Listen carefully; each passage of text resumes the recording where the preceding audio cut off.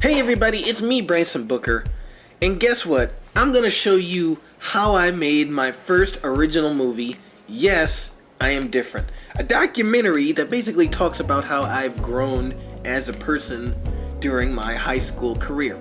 So this movie, basically you can consider it to be the first BBTV original movie.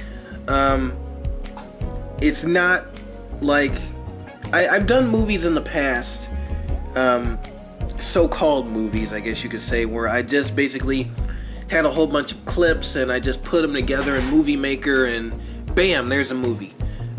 This time I wanted to do something different. So the basis behind this movie is kind of like a documentary, obviously, and you know, I do use clips from my BBTV videos.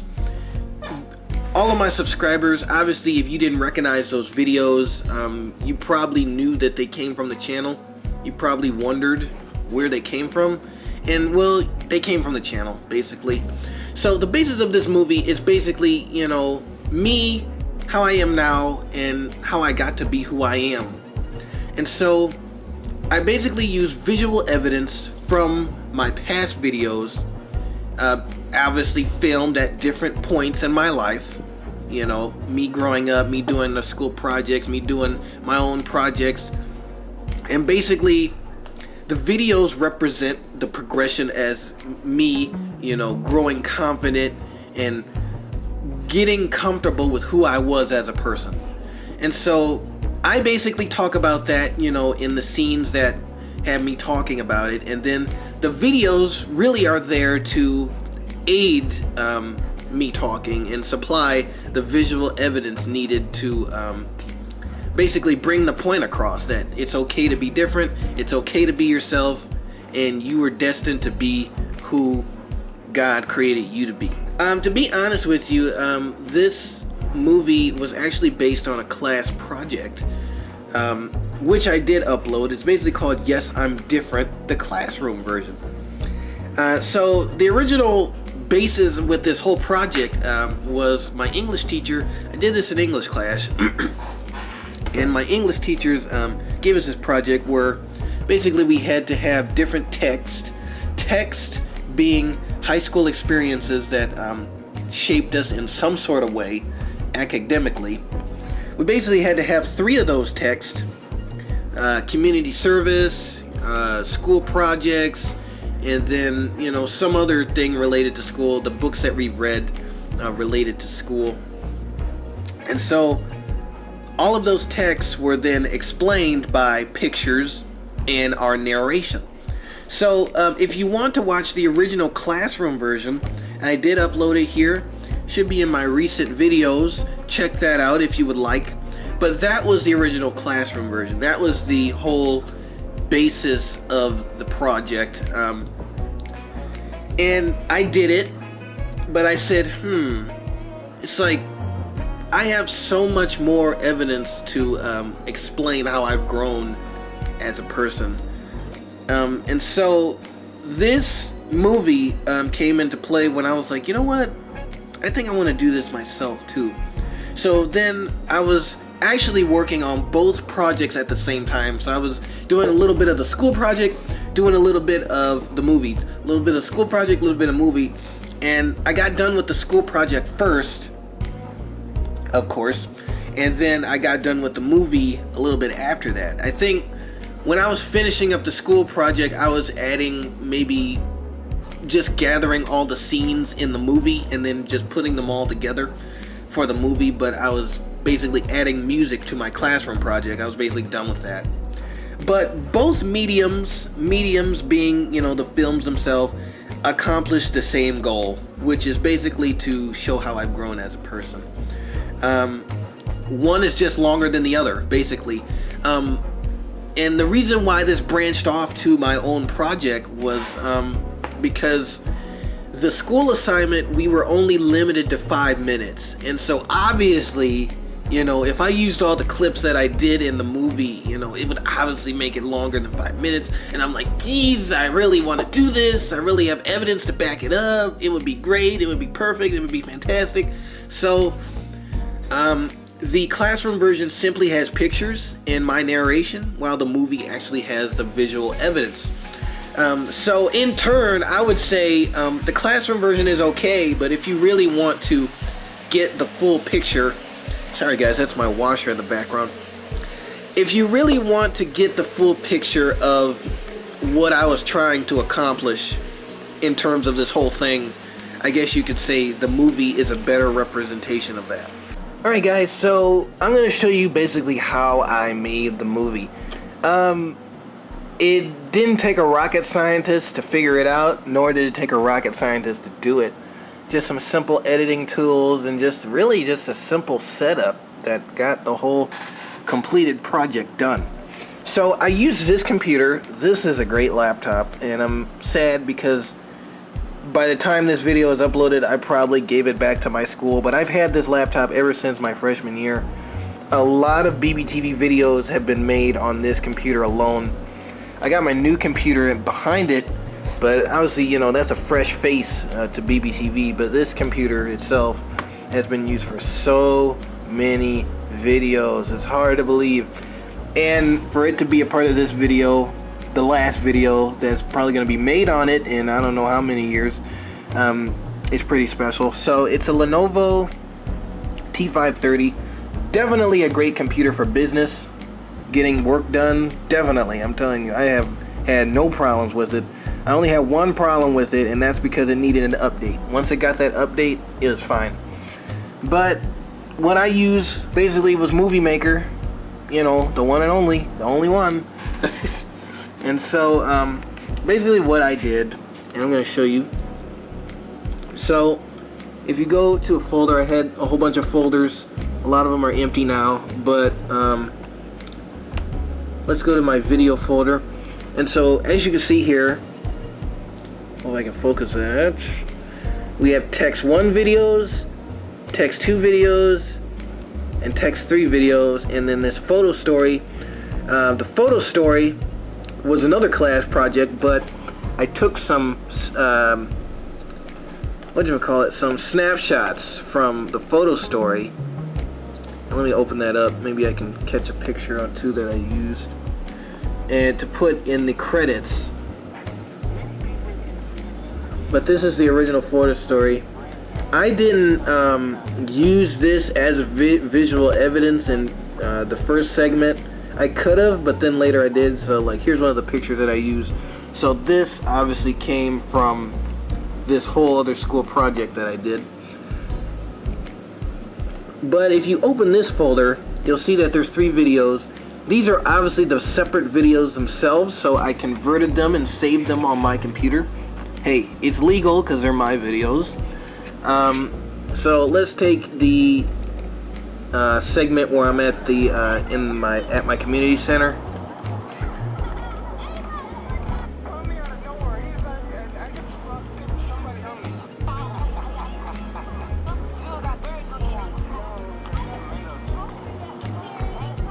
So let me go to the scene that I used. There we go. So obviously this is from the first part of the movie. So basically what I did is really simple. Add videos, pictures. This is just for one scene, obviously. So we're going to go to videos. Okay, and it brings up the whole video, and I had to obviously crop this and edit it so I can get what I wanted. Okay.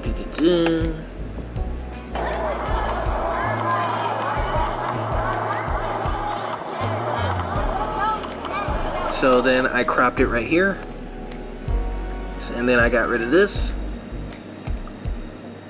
and then I cropped it again to where I wanted to stop it.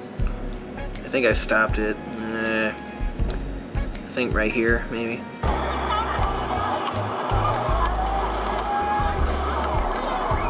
I don't think I used this part, but anyway, I'm just showing you. Then I got rid of this, the rest of it, because I don't need it. And okay, so that's one scene for Text 1. So then I went back and then selected another one. This was obviously the full vlog. So then, you know, basically just cutting you know, in choosing the scenes that I want, it did take, I think this part really took the longest to do, because like I said, you had to run through the whole video, and then you had to think like, okay, now what do I want to best represent the point that I'm trying to get across. And yeah, that's basically how it worked for the most part. That's really how it works the whole way through. And I also made another folder here. Let's go back to my pictures, and then yes, I'm different. Let's open that folder. All of this is my speaking parts. So basically I recorded the speaking parts obviously separate, and I did it really all in one take. The speaking parts, believe it or not, guys, took just one take. Freshman year of high school, they took one take. I tended to hide, and I tried not to stare directly at the camera because, you know, I was trying to make this documentary style. Really wanted me to be this unique, you know, 90s loving, you know, different individual. And so basically this was added in the video, as well as the scenes. When I was done making the scenes, so let's see if I can find one as an example. We'll then go to text to video. So then once I cropped everything and edited everything, then I would make a separate video, so then I could put it in, you know, the big fat movie. So as you can see, there's my talking scene, and then there is the video where I edited everything, and that would be used. And then you would go and add text one video. Everything that I cropped is all there, you know, and that's how I would go about doing that. The credits are also made in their own separate video, as well as the intro is also made in its own separate video. So this was the intro that was in the movie at the beginning of the movie. All its own separate video.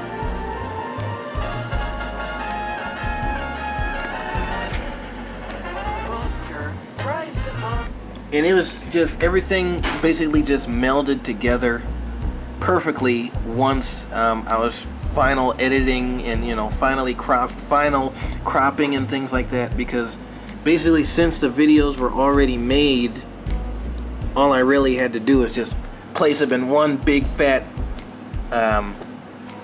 document and then save it and then keep working on it. The music and sound. This was pretty simple. Now what you're hearing right now is my camera microphone, but however, for this movie I said, you know, I wanted to sound better because I'm a sound engineer, and, you know, I just care about sound that way. That's the way I am. That's probably how I'm always going to be. So the audio that you heard in the video, at least during the narration portion, came directly from this Behringer Xenix 802 mixer. I've had this mixer for like about 5 years, going on 6 years now. Pretty decent mixer. I've heard better preamps, but that's being picky with it. For its application, which is basically sitting on my desk, you know, helping me record videos, it's pretty decent for what it does. 2 mic preamps and then stereo inputs, but obviously really for this I just use the mic input. The EQ, I kind of set my mids back a little bit, you know, to kind of give it, I wanted to give it like a cinema-y kind of sound, you know, as far as the audio, the vocal is concerned. So I kind of backed off my mid a little bit. I didn't boost my bass. It sounded like I boosted the bass, but the microphone I used kind of had that oomph that I was looking for, at least for this situation. My treble was set flat. The only thing that I really did, well, I did cut my treble a little bit, because like I said, the preamp on this is kind of little. So I did kind of cut my treble a little bit, cut my mid a little bit, or else it would have sounded like too sheeny, and that was not what I was going for. And so as far as EQ, that's what I did to get the sound that I wanted. And the microphone, I'll show you the microphone that I used. And this is just simply for the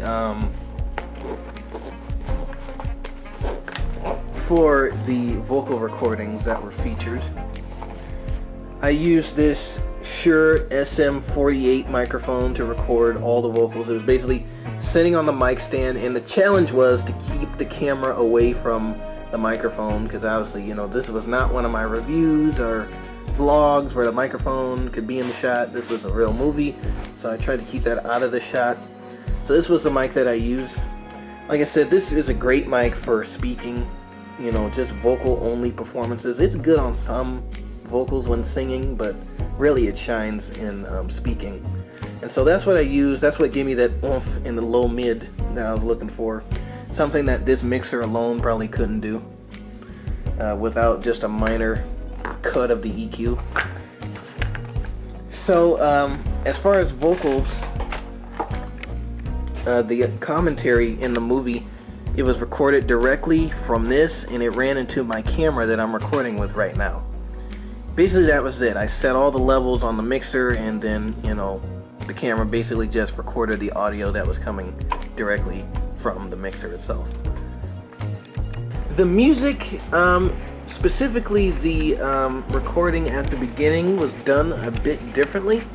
I did not use my mixer, my Behringer mixer, for that. I actually used Audacity. And so what I did was, kind of like how I made the video, it was kind of in layers. So I first got the instrumental version of the Flintstones theme song. Obviously you can find that on YouTube, no problem. You know, I just inserted it here. The next thing was recording the vocals. I think I used about 2, 3, 4 vocal tracks. So 2 vocal tracks was basically just me singing the theme song. And I don't know how to do the effects on here, so to get it like, you know, 2 people were singing it, 2 or 3 people were singing it, I basically recorded the same, you know, track 2 times. So I sung the theme song once, then sung it again, and then that's how you kind of got that feeling that maybe 2 people were singing it. For the last part of the song, where it breaks off into 3 parts, you can barely hear it, but it's there. It's the 2 vocals and 1/3 vocal that does the very, very high part. That's why it's a loop. I can't even do it now. I didn't know how I could. I didn't even know how I could do it when I even made the thing, because it was so high. I'm not even gonna try. But anyway, it's that very, very high vocal, and that's the 3rd vocal track. The 4th vocal track was during the segment, "He'll Never Have a Girlfriend, a Pretty Girlfriend." What I try to do there is, you know, toss the 2 tracks back and forth between the pan, so one on the left, one on the right side of your speaker or headphones. And so, you know, that's how we got that effect. And basically when it was all done, it was just combined all together into a stereo track, which you see here basically was the final project. And then I was able to add this on top of the intro video that you saw earlier. Bryson Walker, he's the not-so-modern teenager from the town of blah blah. He's always trapped in his story. The lyrics for that song were basically just made up. And if you didn't hear the lyrics, it's Booker, Bryson Booker. He's a not-so-modern teenager from the town of blah blah, because Joliet or Chicagoland really wouldn't fit in there, so I just said blah blah. And then it's like, you guys don't even care where I live anyway. Well, I don't know about that now, but you know, when the movie was made, you probably didn't care. From the town of blah blah. He's always trapped in history. He doesn't like the latest trends. No Facebook, Instagram, or Snapchat friends, because I don't have that kind of crud. And then I kind of made fun of myself at the last part. That's why he's a loser, and he'll never have a girlfriend, a pretty girlfriend. No way, no how. Don't ask how those lyrics came to be. It was just like I was humming the Flintstones theme song because I wanted to watch the Flintstones.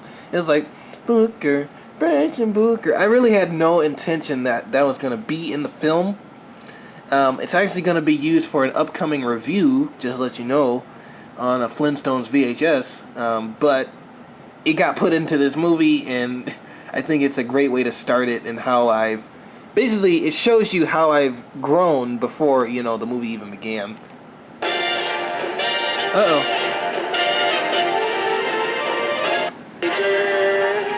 From the town of blah blah, he's always trapped in his story. He doesn't like the latest trends, no Facebook, Instagram, or Snapchat friends. That's why there's that third vocal. Loser, and he'll never have a girlfriend. You can't hardly hear it, but... No way, no how. And that was it. That's all I did. The song portion was recorded with this USB microphone, this blue Snowball microphone. I didn't really want to use my mixer because that gave it a fuller sound, and then the sound that I was particularly going for that segment, as well as the other song segments that appear when I talk about how I came out of my shell. You know, I think I did the Shrek revision of All Star from Smash Mouth. I did that remix. That was all recorded directly from the Blue Snowball, directly into my computer via USB. And, you know, basically once you plug this in, it's ready to go. And so I really didn't need a whole big mixer setup for that, you know, because it was just a simple recording. And, you know, the cheesy sound that it gives, you know, that cheesy kind of, you know, poppy late 90s, early 2000s, or mid 90s kind of sound I was kind of going for came from this microphone. But the fullness and the, you know, punchy stuff that I really like coming from an analog mixer, like what you've seen for the commentary recordings, that's what I was going for that. So, you know, as far as sound and music, basically that's how it was recorded. The music tracks that you hear at the credits were basically just inserted right into Movie Maker in the video that I made for the credits. And that was basically it. So, yeah, for music and sound, that's about all I used. Deleted scenes. Believe it or not, there is one deleted scene that I did not use in the final project. And that's simply one of my narrations. In the original classroom version of this movie, Yes, I Am Different, I make a reference. We actually had to add this, at least some sort of book reference. Well, we didn't, I guess you could say we didn't have to have it, but for what the project called for, it was kind of necessary. So we had to have, or at least mention, one of the books that we read throughout the school year that have eventually inspired us to be the person that we are today. And the book that I used in the school project or gave reference to was Fahrenheit 451, you know, about a man named Guy, how ironic, and he goes to burn books. He's a firefighter who burns books, but then soon learns that's not his true calling. And so he wants to know what his true purpose here on Earth is. And so to do that, obviously he has to make some sacrifices and really discover who he is inside himself, in order, you know, and not be labeled by society, you know, to be the person he is called to be. And so I did make reference to that in the classroom version and the movie. However, when I was editing everything and going through, it kind of seemed like it was lengthy. Like, you know, there wasn't really any pictures or visual evidence to back it up. Like, you know, the rest of it had all that stuff to back it up with. And so I didn't really have any pictures or any scenes from the original 1968, I think, movie of it. You know, obviously I couldn't use those scenes because they weren't mine. So eventually, during the final stages of the editing process, that scene, which is basically just me talking about how the book relates to, you know, me as a person, it was basically just, you know, edited out and just dropped. But because you all are so nice and will hopefully stick around for the rest of this video, you know what? Maybe I should show it to you. So here is the deleted scene that was taken out of the final version of the film. Once again, talking about Fahrenheit 451 and how it relates to me becoming who I am today. You gotta know what you were designed to do. You know, and that's the biggest thing. You know, no matter who tries to come against you, you need to know why you're here. Basically. If you don't know why you're here, what's the point? You know, my confidence about who I was as a person was further enhanced as I discovered this man named Guy Montague. Fahrenheit 451, senior year. I was reading, you know, eventually, you know, you know how kids, you know, teens like us feel about books. It's like, you know, just give us a book so we can read it and learn nothing from it, you know. Just give us a book that we can put our face in and say that we're reading it, but we're really not learning anything. Well, it was kind of like that with Fahrenheit 451. I was positive about it, but it's like, truthfully, I didn't know what the book was about. I didn't know, you know, who was in it. I never heard of it before, I know that much. It was science fiction-y, and I like science fiction-y stuff, but, you know, I didn't know this book would really describe my situation at the point, but guess what? I read it. And I read the whole thing, and I kept an open mind about it while reading it, and I discovered so much from that book. Guy could be anybody. He could be any person that you want him to be. Really. He lived in a society where most of the people that surrounded him tried to be someone else. Doesn't that ring a bell?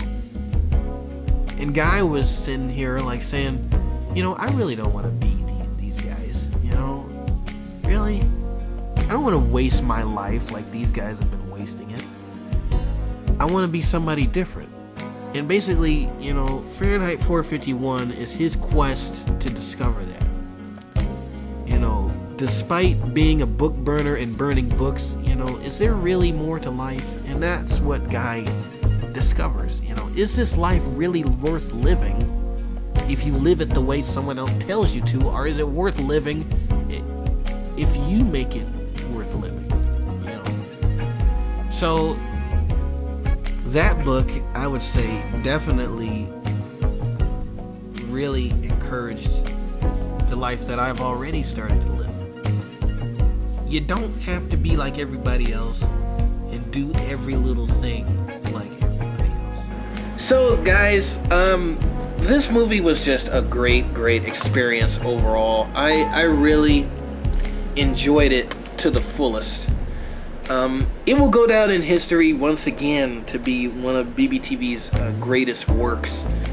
And you know, 5-10 years from now, maybe even 20 years from now, I'm gonna look back on it and say, wow, boy did I grow. And basically that's what I wanted the film to get across, you know, growth, the progress, the growth, you know, of me growing up and becoming who I am today. And it was just a fun experience. It was a long experience. It took long enough, almost like, I don't know, I guess you could say a week, 2 weeks. I actually got it done a lot sooner than I thought I would get it done. But once it was finished, guys, once I added the credits, it really felt like a big achievement on my part, as well as you know, the other people that were involved in it. And it's just a great film overall. So I hope you enjoyed this inside look into how I made it, and hopefully if you didn't watch it already, you're gonna watch it right now that you know all of the tricks of the trade of how I made it, you sneaky little devils. Go and watch the movie right now because it's right on YouTube here for you. So thank you guys for watching this special behind the scenes commentary. at my private studio location located somewhere in the Batcave. Not revealing where that is, but if you know where the Batcave is, good luck finding me. Haha, I'm sneaky like that. So, thank you for watching. Check out the movie and just be yourself.